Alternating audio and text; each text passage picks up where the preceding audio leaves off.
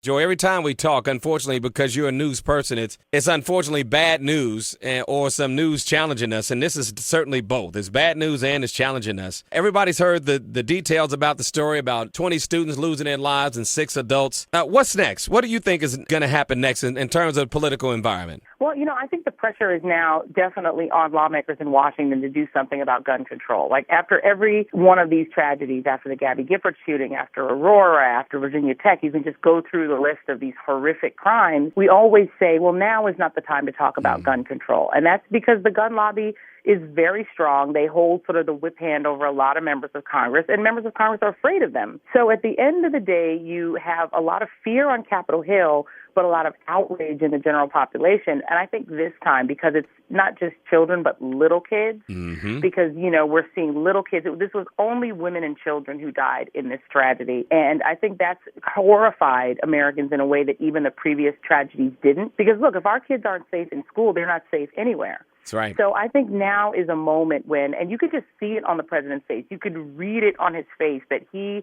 himself was demoralized by saying, look, we can't keep saying there's nothing we can do.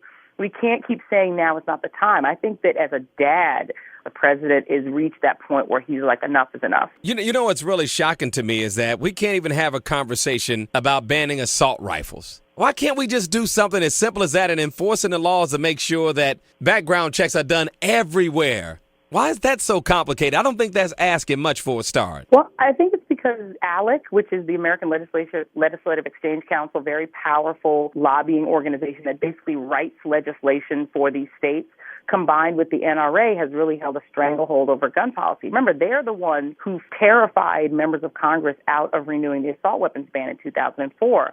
They're the ones who pushed to legalize the kind of bullets we call cop killers, armor-piercing bullets, which why anyone would ever need armor-piercing bullets, I cannot explain.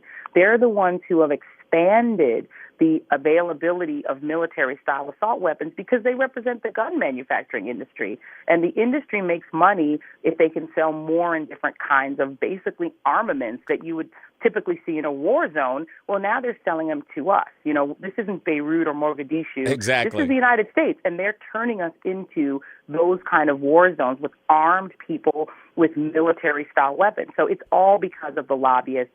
But I think right now the shame factor is what could get lawmakers to just take this window of opportunity, be brave, and pass some legislation. So where are you going to be on today? I want to watch you on today to see what you're talking about. Whose show are you going to be on today? Do you know yet?